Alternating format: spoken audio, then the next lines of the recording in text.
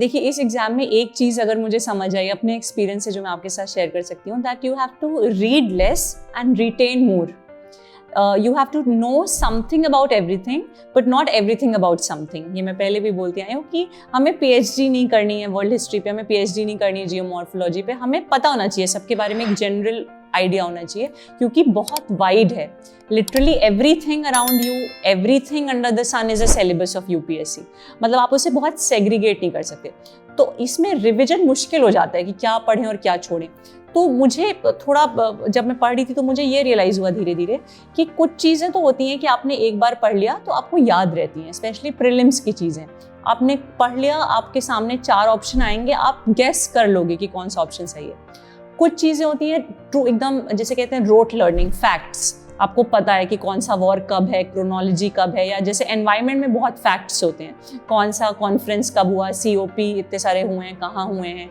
तो फैक्ट्स याद रखने के लिए मैं छोटे छोटे चार्ट्स बनाती थी. अगर आप लोग कभी मेरे स्टडी रूम को देखेंगे तो लिटरली पूरी वॉल में छोटे छोटे वो स्टिकी नोट्स जो होते हैं वो चिपके हुए थे, ताकि हर दिन सुबह शाम ब्रश करते हुए, सोते हुए, जगते हुए दिख के याद हो जाए.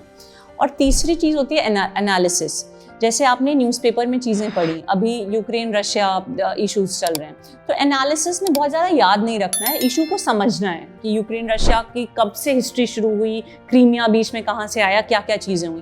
तो वो एनालिसिस अगर एक बार आप समझ लेते हो तो आपको याद रहता है. और उसके लिए आप सिंपल से नोट्स अपने बुक्स में, या मैंने एक मास्टर नोट्स का बनाया हुआ था, उसी में आप नोट कर लो. और चौथी चीज़ है कि न्यूज़पेपर कैसे रिवाइज करें. तो आपकी स्ट्रैटेजी थी कि वीडियो से कर लो, क्योंकि वही देख के याद किया, वो भी अच्छी स्ट्रैटेजी है. एक स्ट्रैटेजी हो सकती है कि जो मंथली करंट अफेयर्स मैगजीन आती हैं, न्यूज़पेपर की चीज़ें उसमें रहती हैं, तो रोज़ न्यूज़पेपर पढ़ो, वीडियो देखो, और मंथली करंट अफेयर्स मैगजीन एक ना एक कोई फॉलो कर लीजिए, उसी में अपनी चीज़ें लिख के. तो जैसे जनवरी, फरवरी, मार्च के मुझे न्यूज़ रिवाइज करनी है, तो मैंने जनवरी, फरवरी, मार्च की मैगजीन पलट ली, उसमें हाईलाइट करके रखा हुआ है कि ये इंपॉर्टेंट है, ये मुझे याद रखना है. और एक लास्ट हो सकता है रिवीजन की स्ट्रैटेजी, मॉक पेपर्स के थ्रू. जब हम मॉक पेपर देते हैं तो हमें पता चलता है कि भाई मेरा इकोनॉमी अच्छा है, मेरा हिस्ट्री अच्छा है, मेरा एनवायरनमेंट वीक है, तो एनवायरनमेंट के कौन से क्वेश्चंस मैं अटेम्प्ट नहीं कर पा रहा, उनको मैं ज़रूर रिवाइज कर लूँ. जितने ज़्यादा मॉक पेपर्स आप करेंगे उतना आपका विजन ब्रॉडन होगा. और बुक्स रिवाइज करने का बेस्ट तरीका, जैसे आपने भी बताया खुशी, कि बुक्स में ही हाईलाइट कर लो, वहीं पे पेज चिपका के वहीं पे लिख लो.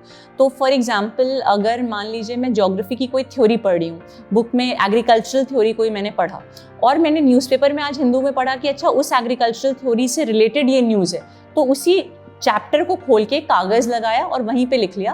क्योंकि जब आप आंसर लिखोगे तो बहुत ज़रूरी है कि स्टैटिक के साथ करंट लिंक करो. मतलब सिर्फ स्टैटिक लिख के मत छोड़ दो, कंटेम्प्रेरी से लिंक करो, डायग्राम्स बनाओ, माइंड मैप्स बनाओ. तो ये आपके आंसर्स को यूनिक बनाएगा.